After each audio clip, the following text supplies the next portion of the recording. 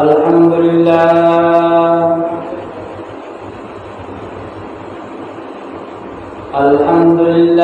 نحمده ونستعينه ونستغفره ونؤمن به ونتوكل عليه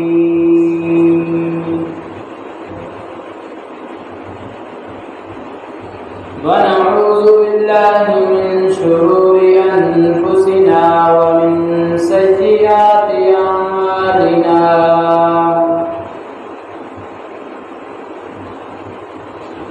من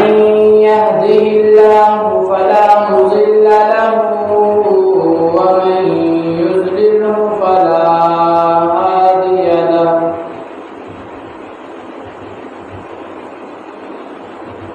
ونشهد أن لا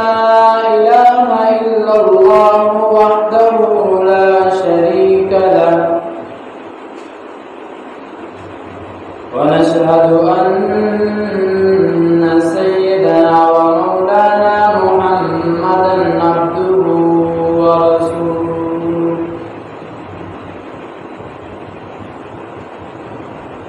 أما بعد فأعوذ بالله من الشيطان الرجيم بسم الله الرحمن الرحيم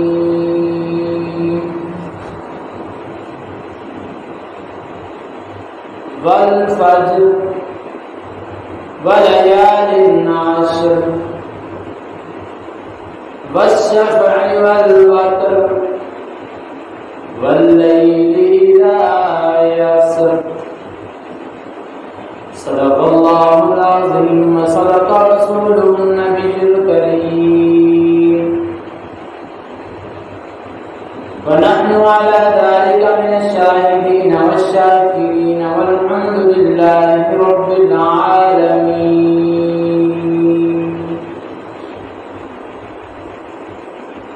اللهم صل على محمد وعلى آل محمد كما صليت على إبراهيم وعلى آل إبراهيم إنك حميد مجيد. اللهم بارك على محمد وعلى آل محمد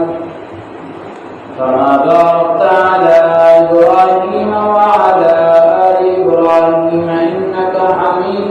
مجيد.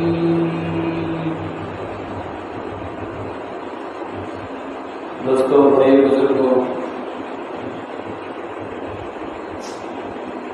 اللہ رب العزت نے انسان کو اپنی عبادت کے لیے اس دنیا کے اندر بھیجا اور انسان کے لیے طرح طرح کے فضائل اور اعمال کو اللہ رب العزت نے شریعت میں ذکر کر دیا تاکہ ان اعمالوں کو کر کے انسان کسی طریقے سے اس اللہ رب العزت کے قرب کو حاصل کر لے اور اپنی نعمت جو کہ انسان کے لیے اللہ رب العزت نے جنت لکھ دی ہے اس کو حاصل کرنے والا ہے۔ اگر دیکھا جائے تو اللہ رب العزت نے ہر آن ہر گھڑی ہر وقت انسان اگر سوچے تو اللہ رب العزت نے جو نعمتیں انسان کو دی ہیں تو وہ بے بہا ہیں۔ اگر انسان نعمتوں کو لکھنا شروع کر دے، علماء کرام کہتے ہیں کہ جتنے بھی دنیا کے اندر درخت ہیں تمام درختوں کو قلم بنا دیا جائے اور جتنا سمندروں کا پانی ہے ان پانیوں کو سیاہی بنا دیا جائے اور رب کی نعمتوں کو لکھنا شروع کر دیں تو یہ قلم اور یہ سیاہی تو ختم ہو جائے گی لیکن رب کی نعمتیں ختم نہیں ہوں گی، اس وجہ سے کہ وہ رب العالمین ہے۔ رب العالمین کے تمام جہانوں کو پالنے والا ہے۔ ہم تو عالم انسان کے اندر رہ رہے ہیں، ہمیں اس کے بارے میں علم ہے کہ انسان کس طریقے سے رہتے ہیں، لیکن یہاں بھی رہتے ہوئے کافی ایسی چیزیں کا ہمیں علم ہی نہیں۔ تو وہ ذات ایسی ہے جو رب العالمین ہے، تمام چیزوں کو پالنے والی ہے۔ اور اس ذات نے انسان کے بخنے کے لیے ایسے ہیلے اور بہانے ذکر کر دیے ہیں کہ اگر انسان ان کو کرنے والا بن جائے تو اللہ رب العزت اس کی خطاؤں کو معاف فرما دیتے ہیں اور اس کو اپنا قرب حاصل کر دیتے ہیں۔ اللہ کی نعمتیں جتنی بے بہا ہیں ان میں سے چند دن جو چند دنوں کے بعد آنے والے ہیں، ایسا عشرہ ایک آنے والا ہے جس طریقے سے اللہ رب العزت نے رمضان مبارک کے 3 عشروں کے اندر آخری عشرے کو اتنا زیادہ فضیلت دی ہے کہ جس میں عبادت کا درجہ ہے وہ بہت بڑھ جاتا ہے، اسی طریقے سے اللہ رب العزت نے آگے آنے والے اس مہینے کے اندر ایسی چیزیں ذکر کرتی ہیں، ایسے اعمال ذکر کرتی ہیں کہ اگر انسان صحیح معنی میں اس کو کرنے والا بن جائے تو ان دنوں کی جو عبادت ہوگی وہ رمضان مبارک کے آخری عشرے کے برابر ہو جائے گی۔ بلکہ علماء کرام نے تو یوں لکھا ہے یہ جو آنے والے 10 دن ہیں ان کی فضیلت اتنا ہے، فرمایا رمضان مبارک کے آخری عشرے کے جو دن ہوا کرتے تھے ان دنوں سے زیادہ ان کی فضیلت ہے۔ اور ان دنوں کے اندر شاعر علیہ السلام نے کچھ ایسی اہم چیزیں ذکر کر دی ہیں، نبی کریم صلی اللہ علیہ وسلم نے اتنی اہم چیز ذکر کر دی ہیں کہ اگر انسان اس کو کرنے کا معمول بنا دے تو اس کے جو 10 دن ہو گئے رمضان مبارک کے آخری عشرے کے 10 دنوں کے برابر ہو جائیں گے۔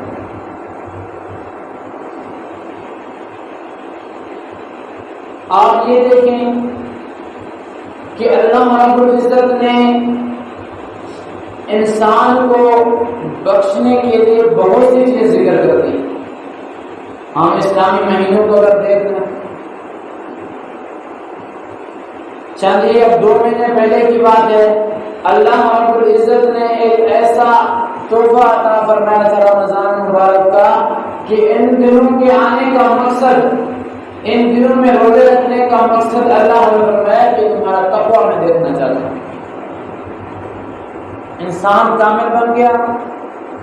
اور رمضان مبارک کے روزے رکھے، تقویٰ آ گیا۔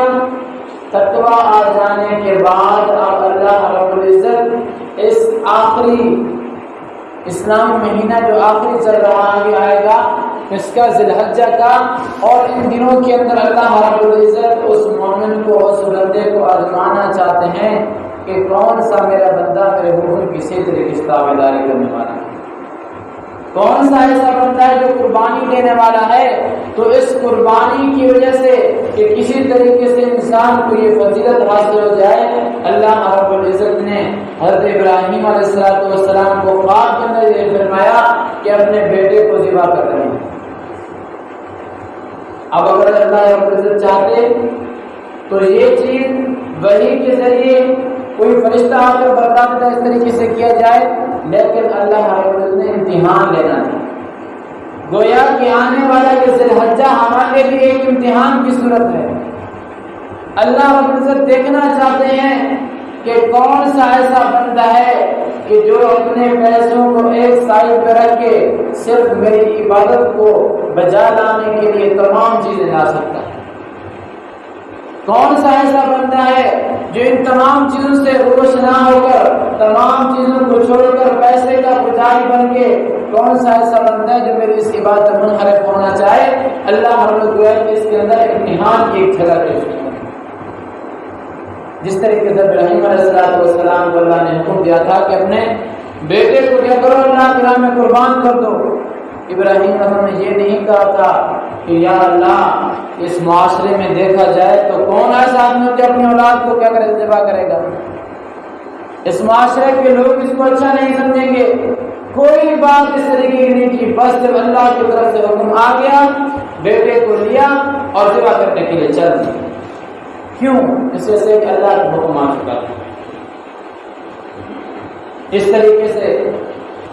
اس مہنگائی کے دنوں کے اندر اگر ہم یہ ہیلے بہانے شروع کر دیں کہ جی پیسے زیادہ لگتے ہیں، ہمارے پاس پیسے کم ہیں، تو یہ ہیلے بہانے انسان کی اپنی طرف سے ہوں گے، اللہ کے ہاں کوئی چیز قابل قبول نہیں ہوگی۔ حج باقی عبادات کی طرح جس طریقے سے حج فرض ہے، اسی طریقے سے فرمایا یہ قربانی بھی انہی میں سے ایک ہے۔ اس قربانی کو جو انسان تمام چیزوں سے مستثنا ہو کر اس عبادت کو پورا کرنے کے لیے اترے گا، اللہ رب العزت غیبی طور اس کی ایسی مدد کریں گے کہ وہ خود ہی نہیں پہچان سکے گا کہ میرے پاس پیسے آئے کہاں سے ہیں اور میں نے اس عبادت کو کیسے کر لیا۔ آپ دیکھیں کہ باقی جتنی بھی عبادات ہیں ان کے لیے ایک وقت ہوتا ہے، لیکن اس وقت کے علاوہ اگر اس کو کرنا چاہے تو کر سکتے ہیں۔ جیسے نماز کو دیکھتے ہیں، اگر ہم اس کو وقت کے اوپر ادا کریں گے تو نماز ادا کی جائے گی، اور اگر خدا نخواستہ نماز ہماری رہ گئی تو بعد میں کیا کر سکتے ہیں؟ قضا کر سکتے ہیں۔ اسی طریقے سے ہم اگر زکات دینا چاہیں، کچھ دنوں کے اندر نہ دی، کچھ اور دنوں کے اندر دے دی، تبھی زکات ہو جاتی ہے۔ نماز پڑھیں، روزہ رکھیں، روزہ رمضان کے علاوہ اور دنوں میں ادا کریں، تب بھی اللہ قبول فرماتے ہیں۔ یہ تمام عبادات ایسی ہیں کہ اللہ رب العزت کا کوئی بدل رکھ دیا ہے، لیکن اللہ رب العزت نے دو عبادتیں ایسی رکھی ہیں کہ جن کا کوئی بدل ہی نہیں ہے۔ ان میں سے پہلی چیز ہے حج۔ حج ایسی چیز ہے کہ انسان اگر قرب حاصل کرنے کے لیے اللہ رب العزت کا مخصوص ایام میں مخصوص طریقے سے مخصوص حیت کے ساتھ اللہ کے دربار میں حاضر ہو کر مخصوص اعمال کر لے تو اس کا حج ادا ہو جاتا ہے۔ اور اگر کوئی آدمی عرفہ کے میدان میں پورا سال کھڑا رہے اور ان 10 دنوں کے اندر نہ جائے تو فرمایا اس آدمی کا حج نہیں ہے۔ اسی طریقے سے مزدلفہ میں رات نہ گزارے، مزدلفہ کی تمام چیزیں چھوڑ دے، اس کے علاوہ کے اندر اگر ان دنوں کے علاوہ کے اندر کچھ چیزیں کرتا رہے تو وہ اللہ کے ہاں قابل قبول نہیں ہوگی، وہ حج ہی نہیں ہوگا۔ گویا کہ اس کا وہاں جانا ایک زیارت کے طور پر ہوگا، وہاں گیا، وہاں سے واپس آ گیا، اس کا حج بالکل ادا نہیں سکے گا۔ ان عبادات کو اللہ رب العزت نے ان دنوں کے ساتھ جوڑ دیا کہ ان دنوں کے علاوہ اگر کوئی آدمی حج کرنا چاہے تو وہ حج ادا نہیں ہوگا۔ اور اسی طریقے سے 10ویں 11ویں 12ویں ان دنوں کے علاوہ اگر کوئی آدمی قربانی کرنا چاہے گا تو اس کی شرعی قربانی بھی نہیں مانی جائے گی، اس وجہ سے کہ یہ دو عبادتیں ایسی ہیں اللہ نے اس کو متعین کر دیا ہے وقت کے ساتھ۔ اگر اس وقت کے اندر ان کو ادا کر دیا تو وہ عبادات ہوں گی، اور اگر ان کے علاوہ کے اندر ادا کرے گا تو اگر اس سے کی کوئی جانور ذبح کر دیا تو وہ صدقہ سمجھا جائے گا لیکن قربانی نہیں سمجھی جائے گی۔ قربانی کا جانور ایسا ہے کہ حدیث پاک میں آتا ہے کہ قربانی کے جانور کو جب لیا جائے تو اس کے بعد اس پر ہاتھ بھی پھیرا کرو، اسے پیار کیا کرو۔ جس طریقے سے اللہ رب العزت نے حضرت اسماعیل علیہ السلام کو وہاں سے ایک طرف کر کے ابراہیم علیہ السلام کو ایک جو دمبا تھا وہ دے دیا تھا، اس دمبے کو ذبح کر دیا گیا، گویا کہ یہ شکرانے کے طور پر تھا۔ جب ہم کسی جانور کو لے کر آئیں ہم بھی اسے پیار کریں، کیوں؟ اس وجہ سے کہ اگر اللہ رب العزت کی جانب سے حکم ہو جاتا اور وہ چھری اسماعیل علیہ السلام کے گلے پر چل جاتی تو ہر ایک آدمی اپنے بیٹے کو آج کے دن ان کے دنوں کے اندر لے کر آتا اور اپنے ہاتھ سے چھری پھیرتا تھا۔ تو شکرانے کے طور پر بکروں کو جب لیا جائے، جانور کو لیا جائے، ان کے اوپر ہاتھ بھی پھیرا کرو۔ فرمایا اس جس آدمی کے اس ہاتھ کے نیچے جتنے بھی بال آتے ہیں اللہ رب العزت ان تمام بالوں کے بدلے میں کئی کئی نعمتیں ہیں، کئی چیزیں وہ اللہ رب نے کیا عطا فرما دیں۔ اور یہ جو قربانی کے جانور ہوتے ہیں ان کو خوب دیکھ بھال کر دیا کرو، اس وجہ سے کہ خدا نہ خواستہ اگر کوئی ایسا عیب پایا گیا جو قربانی کے منافی ہو تو انسان کی محنت و درکنار اس کی جو عبادت ہوگی وہ بھی قبول نہیں ہوگی۔ تو اعلیٰ سے اعلیٰ قسم کی قربانی دی جائے۔ اب یہ نہیں ہے کہ ہے تو مالدار آدمی، بہت مالدار ہے، لیکن اس کے باوجود جب بکرا لیتا ہے جانتا ہے تو ایسے لاغر جا کمزور سے رہتا ہے، تو اللہ کے حضور ایسی قربانی دیں کہ اس قربانی کے بارے میں حدیث پاک کے اندر آتا ہے کہ یہ تمہارے سامنے ایک جانور کی صورت ہے، لیکن فرمایا اس جانور کی وہ چیزیں کہ جن کو ہم باہر پھینک دیتے ہیں، جن کو کھا لیا دوسروں کو دے دیا، وہ تو انسان کے علم کے اندر ہے کہ اس کا انسان کو اجر ملے گا، لیکن وہ چیزیں جو انسان پھینک دے گا، جس کے اس کے سینگ ہو گئے، اس میں اسی طرح اس کے جانور کے جو کھر ہوتے ہیں وہ ہو گئے، اور اسی طریقے سے جانور کے جو بال ہیں، فرمائے یہ تمام چیزیں اللہ رب العزت کل قیامت میں ہمارے نامہ اعمال کے اندر رکھ دیں گے، اور یہ کہیں گے کہ اس کے نیکیوں کے اندر ان چیزوں کو بھی رکھ دو، گویا کہ یہ بھی ہماری نیکیاں شمار کی جائیں۔ جو لوگ صاحب استطاعت ہیں، ان کے اوپر جن کے اوپر قربانی واجب ہے، وہ خوش دلی کے ساتھ اس عبادت کو پورا کریں، اس وجہ سے کہ سال کے اندر ایک مرتبہ یہ عبادت آ رہی ہے، اور اس عبادت کے اندر بھی اگر انسان سستی کرتا پھرے تو اس ذات کے اگر نعمتوں کو پیچھے دیکھتا ہے تو انسان کے ساتھ کیسا حال ہونا چاہیے؟ جس ذات نے انسان کو پیدا کیا، مال و اولاد دی، تمام چیزیں ہونے کے بعد اب اس کے لیے چند ہزار پہ نکالنا اگر مشکل ہو جائے، اللہ رب العزت اس سے زیادہ اس سے نکال دیں۔ تو یہ عبادت بہت ہی ایسی ہے جو عاشقانہ عبادت ہے۔ اس عاشقانہ عبادت کو ادا کرنے کے لیے جتنا ہو سکے اپنی استطاعت ہو اس طریقے کا جاننا لیں، تاکہ کل قیامت کے دن ہم سرخروئی کے ساتھ اللہ کے سامنے کھڑے ہوں اور حاضر ہوں یہ کہہ سکیں کہ یا اللہ، جب تیرا حکم آیا تھا تو میں نے یہ نہیں دیکھا تھا کہ میرے پاس پیسے ہیں یا نہیں ہے، میرے پاس مال ہے یا نہیں ہے، بس تیرا حکم آ گیا، میں اس حکم کو بجا لانے کے لیے اللہ میں حاضر ہوں۔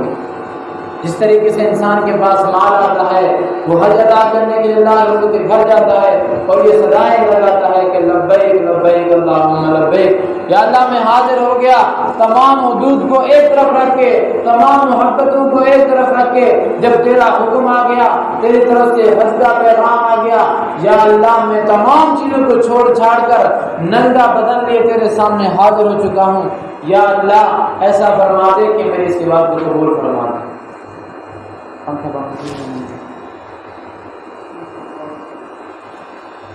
تو یہ جو عبادت ہے اللہ کو یہ بھی بات بہت زیادہ محبوب ہے۔ اب اس عبادت کے ساتھ ساتھ فرمایا جو چیزیں ہیں اگر ان کو کرنے والے بن جائیں گے تو ان ہمارے 10 دنوں کے اندر ایسا نکھار آ جائے گا کہ اللہ رب العزت انسان کے ان 10 دنوں کو کن کے برابر کر دیں گے؟ رمضان مبارک کے عشرے کے برابر کر دیں گے۔ اب وہ کون کون سی چیزیں ہیں؟ فرمایا پہلی چیز ہے روزہ، کہ ان دنوں کے اندر روزے رکھیں، اس وجہ سے کہ اس روزے کی برکت حدیث پاک میں آتا ہے کہ جو بندہ ان دنوں میں روزہ رکھے گا اس روزے کا جو ثواب ہے وہ 1 سال کے برابر ہو جاتا ہے۔ گویا کہ اگر ان 10 دنوں میں انسان روزے رکھے تو اس کی جو عبادت ہوگی وہ کتنا بڑھ جائے گی۔ اس کے ساتھ ساتھ فرمایا جو آدمی یوم عرفہ یعنی نامی کے دن کا روزہ رکھے گا، حدیث پاک میں آتا ہے کہ اللہ رب العزت اس کے 1 سال کے پچھلے اور 1 سال کے آگے والے گناہ ہوں گے وہ بھی اللہ تعالیٰ گناہوں کو معاف فرما دیں گے۔ علماء کرام نے اس سے ایک نقطہ نکالا ہے کہ اگر کوئی آدمی یوم عرفہ یعنی نومی کے دن کا اگر آدمی روزہ رکھ لے تو اس روزے کی برکت سے اللہ رب العزت اس کے 1 سال میں برکت عطا فرما دیں گے۔ گویا کہ جس طریقے سے 1 سال کے پہلے گناہ معاف ہوئے، 1 سال کے جو اگلے گناہ معاف ہوں گے، اس بات کی نشانی ہے کہ اللہ رب العزت اس کی جو عمر ہے اس کے اندر برکت دے دیں گے اور اس اعتبار سے وہ کیا کر سکے گا، آگے بات کر سکے۔ اور اس کے ساتھ ساتھ میں آپ کو یہ بتا دوں کہ حدیث پاک کے اندر آتا ہے کہ جو بندہ 9 ذی الحجہ کا روزہ رکھتا ہے اس کے لیے اتنے فضائل ہیں کہ اس کے گناہ معاف کر دیے جاتے ہیں۔ اب انسان اس کو یہ نہ سمجھے کہ گویا کہ میرے 1 سال کے گناہ معاف ہو گئے، اب میں جو چاہے مرضی کرتا پھروں، بلکہ یہ تمام چیزیں جتنے بھی فضائل آتے ہیں حدیث مبارکہ کے اندر آتے ہیں، تمام چیزیں یا قرآن مجید کے اندر آتے ہیں، اس سے مراد جو ہوتے ہیں وہ صغیرہ گناہ ہوتے ہیں۔ کبیرہ گناہ کے لیے تو توبہ شرط ہے، توبہ کرو گے تب تو معافی ہوگی، وگرنہ معافی نہیں ہوگی۔ ماں باپ کو تکلیف دینا، ماں باپ کے ساتھ ایسا برتاؤ رکھنا کہ جس کی وجہ سے ماں باپ ذلیل و خوار ہو جائیں، کبیرہ گناہوں میں سے ہے۔ اگر ان کو معاف، اسی طریقے سے نماز کا چھوڑ دینا کبیرہ گناہوں میں سے ہے۔ ان تمام چیزوں پہ انسان مستثنا ہو کر پھر یہ کہتا ہے کہ اللہ رب العزت کی ذات جو غفور رحیم ہے، میرے تمام میرے گناہوں کو بخش دیتی، تو یہ انسان کی احمقانہ عادت ہے۔ بلکہ اس بات کو سمجھے، اللہ رب العزت کے سامنے ہر وقت توبہ استغفار کرتا رہے اور یہ کہتا رہے کہ یا اللہ مجھ سے جتنے بھی گناہ ہو گئے میں تیرے سامنے تیرے حضور پیش کرتا ہوں، اس سے معافی مانگتا ہوں، یا اللہ میری توبہ کو قبول فرما لے۔ اور اس کے ساتھ ساتھ اگر اللہ رب العزت معاف کرنا چاہیں گے اس توبہ کے ذریعے، تو وہ حق معاف ہوں گے جو حقوق اللہ میں سے ہوں گے۔ حقوق العباد معاف کرنے کے لیے اس آدمی کے پاس جانا ضروری ہے۔ جس آدمی کی حق تلفی کی گئی ہوگی، جس آدمی کا نہ حق کسی نے مال غصب کر لیا ہو، نہ حق طریقے سے کسی آدمی کی کیا چوری کرنی ہو، اب یہ سمجھیں کہ بعض لوگ ایسا کرتے ہیں، کسی آدمی کو کوئی گھاس وغیرہ ہے، کوئی چیز ایسی ہوتی ہے، گیا وہاں سے جا کر کے آ گیا، کاٹ کر آ گیا، یہ بھی چوری کی ایک صورت ہے۔ اس طریقے سے انسان دوسرا آدمی انسان کا حق کھا رہا ہے۔ ان تمام چیزوں کو ختم کرو۔ ایک یقین جانیے، اگر حقوق العباد کے طور پر اگر 1 روپیہ بھی کسی کا آدمی نے غصب کیا ہوگا، کھایا ہوگا کسی طریقے سے ناحق طریقے سے، تو اللہ رب العزت کے حضور وہ پیش ہوگا اور اللہ رب العزت اس کے بدلے میں اس کی جو نیکیاں ہوں گی وہ آدمی کو عطا کرنا۔ اب دیکھیں کہ ہم اس دنیا کے اندر کون سی بات کرتے ہیں، کس طریقے سے بات کرتے ہیں، پتہ نہیں ہماری بات قبول ہوتی ہے یا نہیں ہوتی۔ اب ہماری عبادت کے اندر اس طریقے کے نقائص ہوں اور ان نقائص کے بعد ہم کسی آدمی کا مال بھی غصب کر لیں، چوری کر لیں، پھر ان جو بچی کچھ ہمارے پاس پونجی ہوگی اللہ رب العزت وہ بھی اٹھا کر دوسرے کو دے دیں گے، کیوں دوسرے کا مال نہ کھایا ہو۔ تو کوشش کریں کہ ایسی عبادات کریں کہ اللہ رب العزت کے حضور وہ عبادت بھی پیش ہوں، ساتھ ساتھ ایسی چیزوں سے کہ جو حقوق العباد اور حقوق اللہ میں سے ہوں ان کا بھی کیا کریں، اہتمام کے ساتھ کیا خیال رکھیں، تاکہ ایسا نہ ہو کہ ہمارے اعمال بھی ضائع ہو جائیں۔ اب انسان جس طریقے سے حج کرنے کے لیے جاتے ہیں، وہاں جانے کے بعد وہاں کچھ حقوق لاگو ہوتے ہیں کہ وہاں جا کر انسان نے نہ تو اپنے ناخن کاٹنے ہوتے ہیں، نہ اپنے بال کاٹنے ہوتے ہیں، بلکہ اس طریقے سے جائے گا، فرمایا اللہ کے حضور پیش ہونے کے بعد اس وقت قربانی ہو جائے گی، اس کے بعد ان کو کاٹنا پڑے گا۔ اسی طرح سے کہ وہ لوگ جو لوگ صاحب استطاعت ہیں اور وہ قربانی کر رہے ہیں، تو ان کے لیے آپ کو ایک بتا دوں کہ ایک ایسا طریقہ جو مستحب ہے، فرض نہیں ہے۔ فرض نہیں ہے کہ اگر کوئی آدمی نہ کرے گا تو دوسرا آدمی اس کو سب و شتم کرے یا کہ اس کو اس طریقے کی باتیں کرے، بلکہ مستحب ہے کہ وہ آدمی کہ جو صاحب استطاعت ہیں اور وہ قربانی کا ارادہ رکھتے ہیں۔ حضرت ام سلمہ کہتی ہیں کہ رسول اللہ صلی اللہ علیہ وسلم نے فرمایا کہ جو آدمی صاحب استطاعت ہو، قربانی کا ارادہ رکھتا ہو اور قربانی کرنا چاہے، اس کو چاہیے کہ اپنے بال اور ناخن نہ کاٹے۔ آنے والے جو 10 دن ہیں ذی الحجہ کے، ان 10 دنوں سے پہلے اپنے جتنے بھی بال کاٹنے ہیں کاٹ لیں اور ناخن کاٹنے ہیں کاٹ لیں۔ ان 10 دنوں کے اندر، ان 10 ایام کے اندر نہ کاٹیں۔ اس استحباب کا ان چیزوں کو ذکر کرنے کا مقصد کیا ہے؟ اب وہ تو عبادت ہے کس طرح کی؟ حج کی ہے، یہ تو قربانی کر رہا ہے، یہ کس طریقے سے ہے؟ فرمایا علماء کرام لکھتے ہیں اس کا مقصد یہ ہے کہ اللہ رب العزت نے جو وہ رحمتیں، جو رحمتوں کے بادل وہاں دیکھنے ہوں گے، وہاں برسانے ہوں گے، ان کا ایک جو جھلک ہوگی جب وہاں بھی پائی جائے گی کہ یہ بھی لوگ ایسے ہوں گے کہ جو اللہ کی رضا کے لیے قربانی کر رہے ہیں، ان کے پاس استطاعت نہیں تھی کہ وہ حج کرنے کے لیے جاتے، وہ قربانی کر رہے ہیں، تو وہ بھی اس عادت کو اختیار کر رہے ہیں کہ نہ وہ نہیں کاٹ رہے، بال نہیں کاٹ رہے، تو وہ جو رحمتوں والی بارش ہوگی اللہ رب العزت کے اوپر بھی برسا دیں۔ صرف فرض یہ ہے۔ اور لیکن اگر ایسا ہو کہ کوئی آدمی کام کے اندر مشغول رہا، ان دنوں کے اندر اپنے صحیح طریقے سے اس کو یاد نہ آیا، جیسے ہی 10 دن شروع ہوئے اس کو یاد آیا تو میں نے تو کیا کرنے تھے، زرنا بال کاٹنے تھے۔